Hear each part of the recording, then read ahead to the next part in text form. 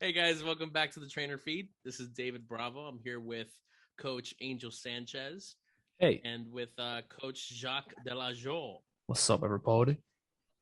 Okay, all right.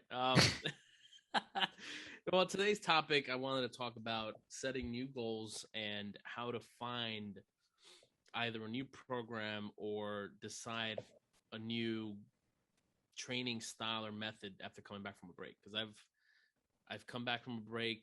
I was away in Chicago last week for about like 5 days and did not. I worked out once. How was it? It was tough. It was fun. It was a really Bev? fun town.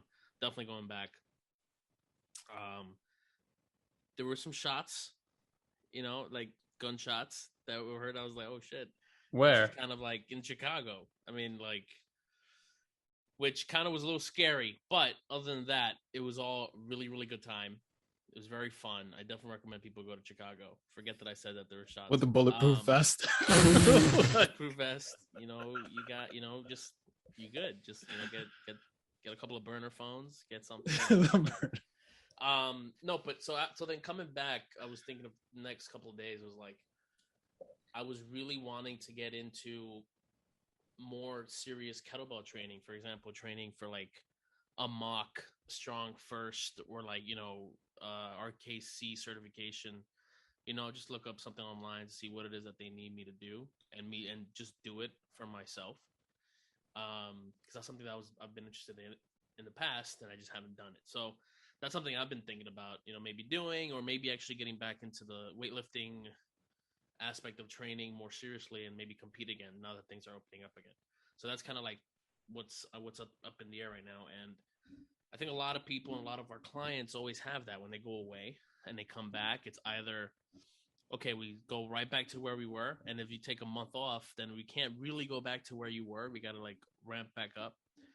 Or the clients sometimes have new goals. They're like, well, David, I actually want to be able to do kettlebells. I want to be able to do a pull up when all you were doing was like squatting, benching, and deadlifting, and then they would just like not do anything else. Um, so I think the biggest thing is finding something that you've enjoyed doing in the past. For example, if you are, let's say, a recreational sport player, right? And maybe you want to get back to it, then you gotta learn how to train for it again, which means also you gotta go out and doing the sport, right? And finding where you could do it, if there are any leagues going on, or if there are any mock certifications. You could always go online and find the certifications requirements that you need, especially for kettlebell stuff. Like Strong First, I believe it's like a maximum snatch thing in like 5 minutes with like a 24 kilogram thing. And I think there's always like there's a rubric for it too, right? You got to get this certain amount to pass, and if you don't pass, you got to do it all over again. That, and I think there's a get up thing to it also, and then some kettlebell squats and swings. So all that stuff, I think I'm very proficient at, and I think I can do well in it. So it just comes down to conditioning. Have you guys been doing anything new, or are you guys still just going with the flow? uh, go on, Joe. I'm getting after it. I'm not What is joking. it? It. I gotta figure this out before because I don't want to make any comments on this whole situation. But I might have an event coming up, and so I'm Oh. conditioning myself for this event. And it's not bodybuilding because I know David's looking at me like, you gonna compete? You put in the baby oil? Let me know. No, it's not. It's not that. But I do think that conditioning is a very important aspect of training, and it is a difficult process and one that you should respect. You just being the individual, like every person who's going to be conditioned for an event, you just should respect it, respect the program, respect your body, because you can beat yourself up really bad just going from a deconditioned state to a conditioned state. So don't get discouraged. Keep your head up. Do what you got to do. But it's been a difficult process, but it's always rewarding. Like you always feel better after having done it. And I don't worry about too much of like the physical aspect of it, like the body's adaptations, like, oh, my shoulders are going to get swole from doing all these swings or whatever. I don't know. Or my glutes are gonna get so big, right? Like I'm not worried about that. Dummy Dave, thick. David's like, damn, I can't wait to be juicy and thick. Oh, wait. But Already juicy. he said, I already am, babe.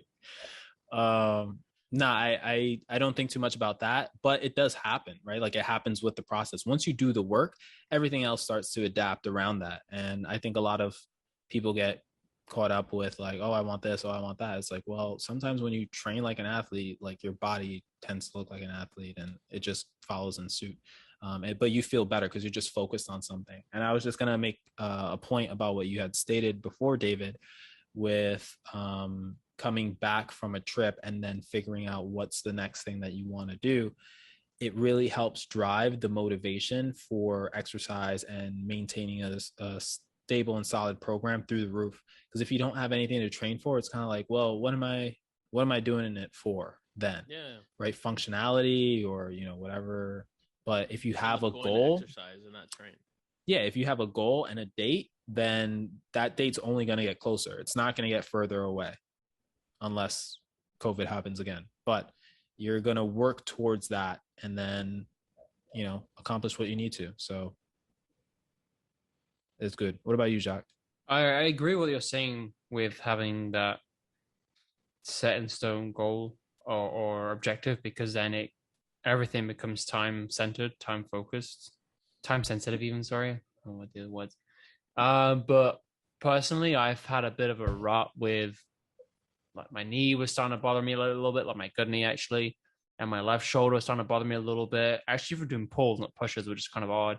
So I've been trying to change it up a little bit, and I've actually been taking more and going to group fitness classes. And for the one of the main reasons being is they just kick my ass, and it gets me doing exercises, and this is the reason why I would hire a coach. That it gets me doing patterns I wouldn't do by myself. It gets me doing them at an intensity I wouldn't do by myself. And and it's also us all being in this industry. You sometimes want to go to something, a class or a session of some sort, and not have to plan what you're doing, just be told what to do and almost not know what's coming up. So I've loved the fact that I can just, and the fact that it's a class as well, doesn't, it means I can't push it off in the sense that when I sign up, I don't get a strike against my name or lose money on it, whatever it is, unless it's like at home. And I like the fact that I can just put it on my iPhone and through it my Apple TV and just hook it up and just go for the workout and boom. And I think had we not gone through the whole COVID thing, I may not have done as many at home workouts, but now I love it. Now I'm like, oh, we'll have 2 hours, but I have to be able to walk the dog in between and eat. And it's like the workouts. So like I should be in a lot more group fitness classes. And it's just because it's keeping it fresh and because it's really an adaptation process for me. I haven't been working in that sort of tempo, that sort of intensity for a long time, maybe since I was playing sports. But I still have the days where I do my own thing for a couple of days and do more strength.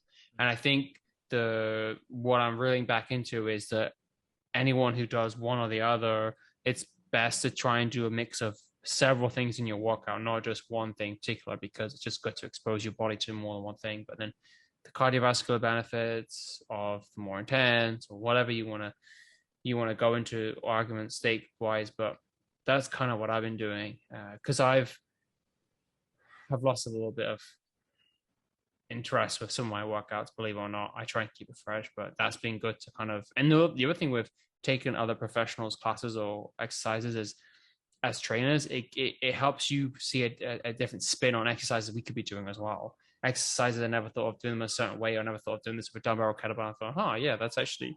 I mean, they're predominantly dumbbell based as well, but but going back to David's original point, if the sirens doesn't drown you out, is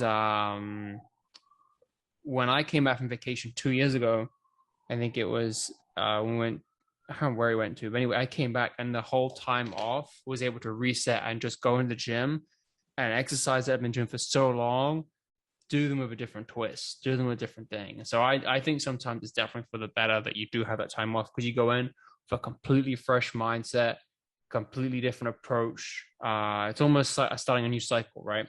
So pretty much what I think about it.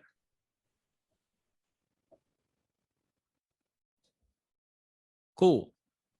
David, Nice. final remarks? I think ultimately it comes down to you finding what it is that you want to reach, whatever goal it is. If you want to squat a certain amount, if you want to deadlift a certain amount, if you want to do a certain amount of swings in a certain amount of time, or if you want to increase your time or your speed when it comes to rowing, like 500 meters or 2,000 meter test, you need a solid program. You need to stick to it, and you got to get it done. Of course, there's going to be a couple of obstacles along the way we have to modify, but eventually you have to get back on track with the program, and it'll find its way to the success, you know. And it's hard because there are points where you start feeling bored, and you want to go and do something else. But again, if it's something you want to do, for example, if you want to, you know, do a certain movement for a certain amount of reps, then you got to keep doing it. Eventually, you know, it's going to suck at some point, but once you're done with it, then it kind of feels great. I agree. Cool. Awesome. So we'll wrap it up. Hope you guys have a great day. Tune in on Spotify, Apple, YouTube, the Gram. Let us know. Reach out. Slide in to the DMs, that is. And let us know what you want to hear. Yeah, for sure, guys. Let us know what you want to hear more of. That always helps us with better content. All right. Later. Ciao.